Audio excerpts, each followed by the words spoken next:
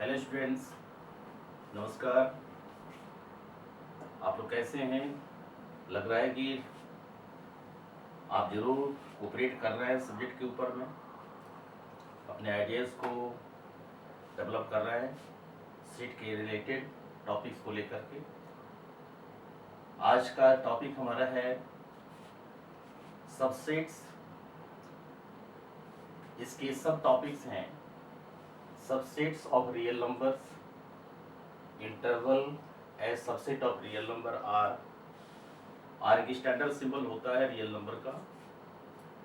उसके बाद power set है और इनवर्सल सेट है। तो चलते हैं कि करके डिस्कस करते हैं कि सबसेट्स क्या होते हैं।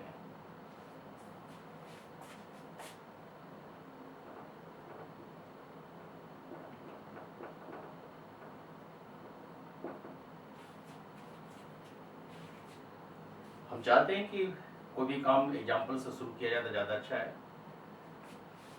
या आप देखिए कि एक हम सेट ले रहे हैं ए, जिसके एलिमेंट्स हैं 1 2। एक दूसरा सेट है बी, जिसके एलिमेंट्स हैं 1 2 3। इस तरह से दूसरा एग्जाम्पल ले रहे हैं, सेट ए है जिसमें एलिमेंट 1 2 है, और एक सेट बी है जिसके एलिमेंट भी 1 2 है। तीसरा है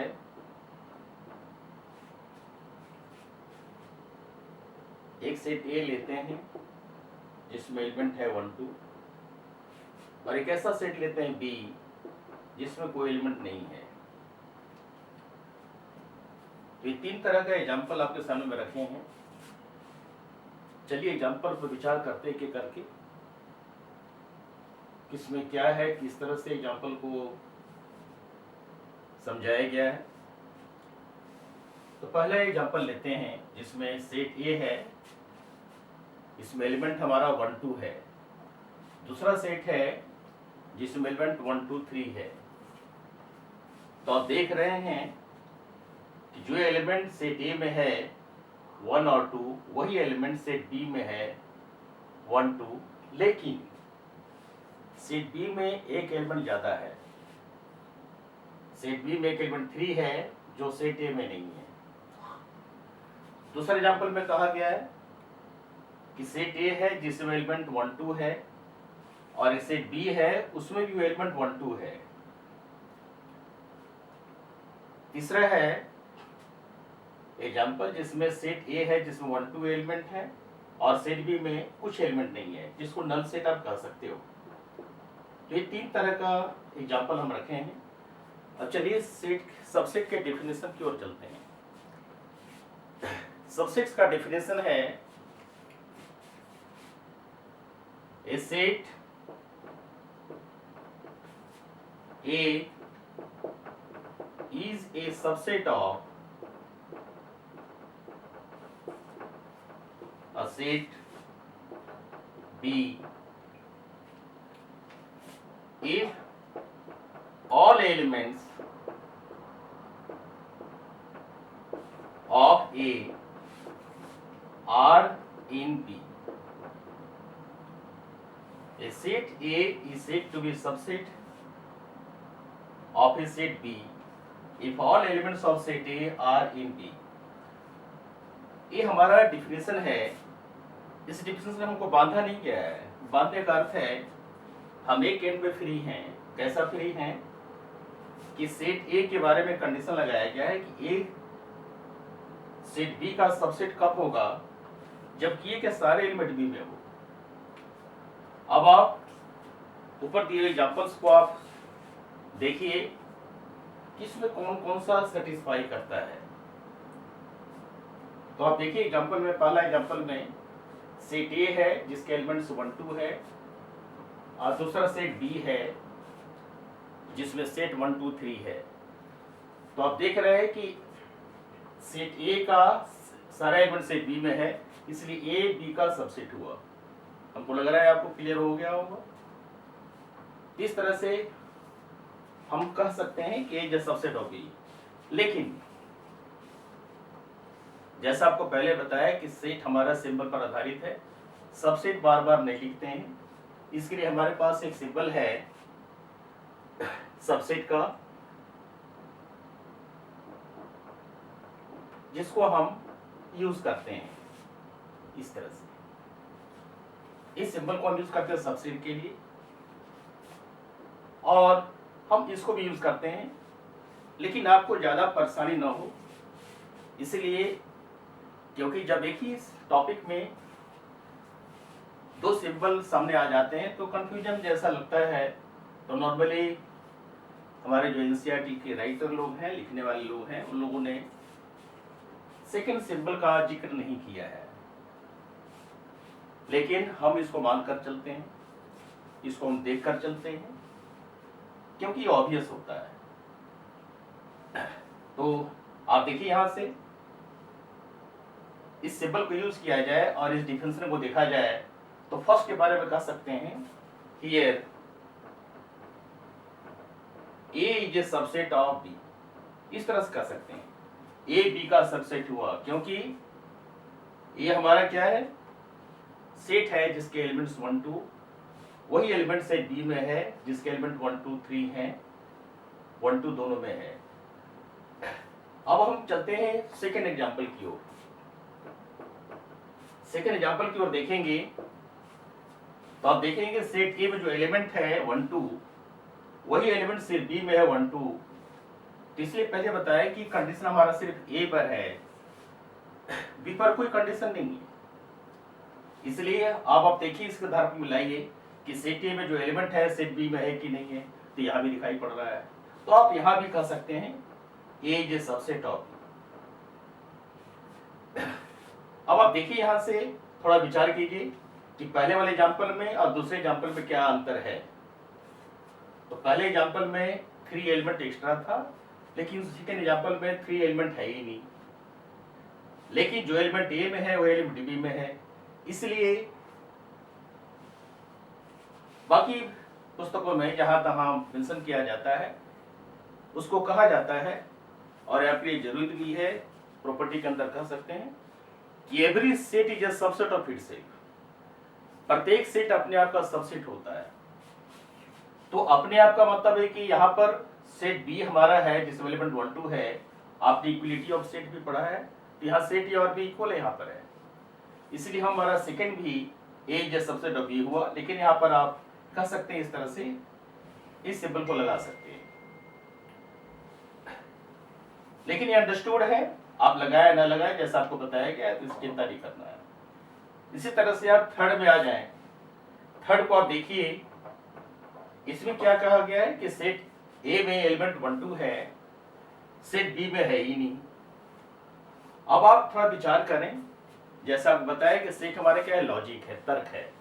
जितना आपकी तार्किक शक्ति मजबूत होगी उतना आप आंसर देने में सक्षम होंगे।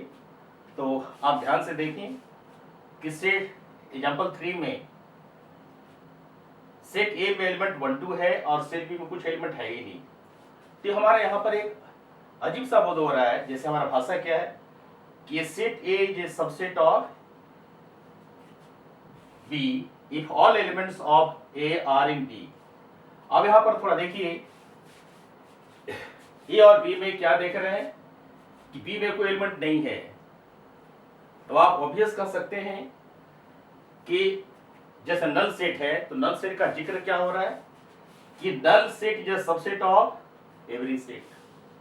ये कॉन्सेप्ट आ गया, नल सेट प्रत्येक सेट का सबसेट होता है।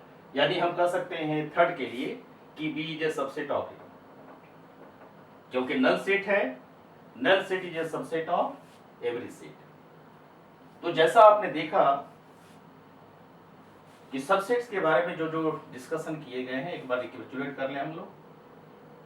Set A is a subset of set B if all elements of A are in B. तो इस कंडीशन से तीनों एग्जांपल हमारे पास सामने आ गए। अब इस पर एक छोटा सा विचार करते हैं। सबसेट में एक टर्म और आ जाता है जिसका नाम है प्रॉपर सबसेट। प्रॉपर सबसेट, तो हम प्रॉपर सबसेट की ओर आते हैं। आप प्रॉपर सबसेट की ओर आइए।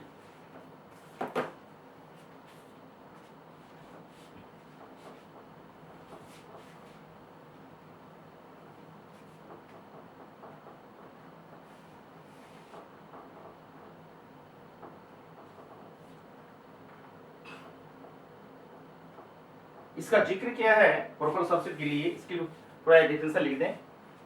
ए set A is a proper subset of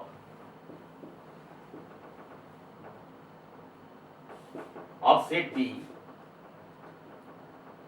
if A has at least one element. A set A is said to be a proper subset of set B if A has at least one element less than set B. Set B. अब इस logic को देखें तो आप देखेंगे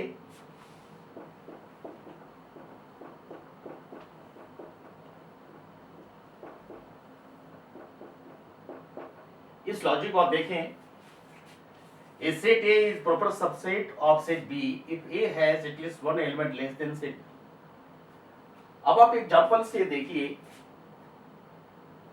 set A लीजिए आप, इसमें 1 5 ले लीजिए और सेट B में ले लीजिए 1 2 5, इस तरह से आप ले सकते हैं। भाषा पर बड़ा ध्यान देना पड़ता है। एटलीस्ट कहा गया है, कम से कम। क्या एक एलिमेंट, कम से कम एक एलिमेंट ए में बी से कम होगा। तो आप देखिए यहां से बिल्कुल अप्रोप्रिएट हो गया। यहां 1 है प्रेजेंट ए में, सेट बी में भी 1 है, सेट ए में 5 है, सेट बी में भी 5 है। तो क्लियरली हम कह सकते हैं कि A is a proper subset of set B. A is proper subset of set B. यही सिंपल है, A is a proper subset of set B. अब आप देखिए यहां से कि सेट B में हम एक एलिमेंट और बढ़ा देते हैं, 6 कर दिया। यहां भी देखेंगे वही चीज लग रहा है कि सेट A में जो एलिमेंट है सेट B के एलिमेंट से कम है, तो हम कह सकते हैं A is proper subset of B। यहां भी हुआ क्योंकि एटलीस्ट शब्द को पूरी तरह से यहां पर एप्लीकेबल हो रहा है। अब आप आगे चलें नेक्स्ट टॉपिक की ओर, जिसका नाम है subsets of real number. Real number class 10th का पहला टॉपिक है, जिसके ब्रांचेस के बारे में आपने पढ़ा, आप देखे हैं। तो रियल नंबर को हम हेडिंग R से देते हैं, सिंपल इसका R है। इसके 2 पार्ट होते हैं, इसके 2 ब्रांच होते हैं, एक का नाम है रेशनल और दूसरे का नाम है रेशनल इरेशनल। रेशनल में हमारा क्या क्या आता है? रेशनल हमारा आ जाता है होल नंबर, फिर आप चलें नेचुरल नंबर, फिर आप चलें integer.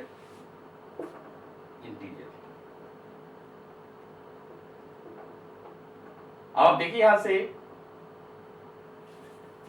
Rational number, whole number, rational number के ब्रांचेस है होल नंबर, नेचुरल नंबर और इंटीजर। एक इरेशनल है, इसका कोई ब्रांच नहीं है। इरेशनल नंबर के बारे में जैसा आप जानते हैं, सच number whose square root is not a whole number. Let us take example, this is root 2, root 3, pi. Pi is also irrational. Let's discuss everything you have already read कि pi कहाँ से आया, क्या हुआ। क्योंकि 2 का स्क्वायर रूट आप नहीं निकाल सकते हो, पर होल नंबर के रूप में इसको भी नहीं कर सकते होल नंबर के रूप में। होल नंबर का सिंबल पे चले, सिंबल इसका क्या है? Q है।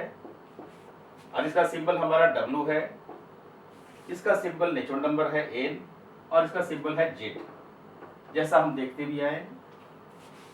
तो आप यहां से गौर से देखें, इरेशनल नंबर को नॉर्मली डिनोट करते हैं T से हम। अब आप देखिए यहां से Q जो है R का मेंबर है, no problem. Q is a subset of R, Q is a subset of R। तो Q जो है R का सबसेट है। अब क्लियर वे में हम कह सकते हैं कि सारे एलिमेंट Q के R में हैं। उसी तरह से whole number is a subset of real number, natural number is a subset of real number. तो आप इस तरह से क्लियर कर सकते हो कि whole number is a subset of Q, natural number is a subset of Q, integer is a subset of Q। इस तरह से आप देख रहे हैं। तो क्लियर वे में कह सकते हैं, इसको आप समराइज करेंगे तो आप देखेंगे कि whole number is a subset of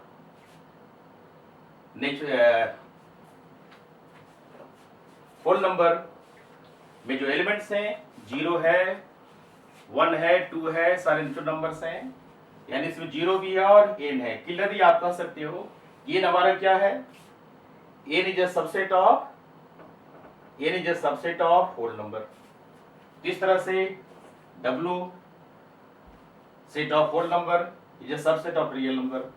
अब आप देखिए कि होल नंबर जो है सबसेट ऑफ क्या हुआ, रेशनल नंबर, और इस नंबर क्या है, सबसेट ऑफ रियल नंबर। इस तरह से आप एक लंबा सा ब्रांच बना सकते हो। यही तो लॉजिक है। इस लॉजिक को आप देख सकते हैं। यहां हम एक और मिला सकते हैं, natural number is a subset of whole number, whole number is a subset of rational number is a subset of real number. Okay, now let us take one branch here, whole number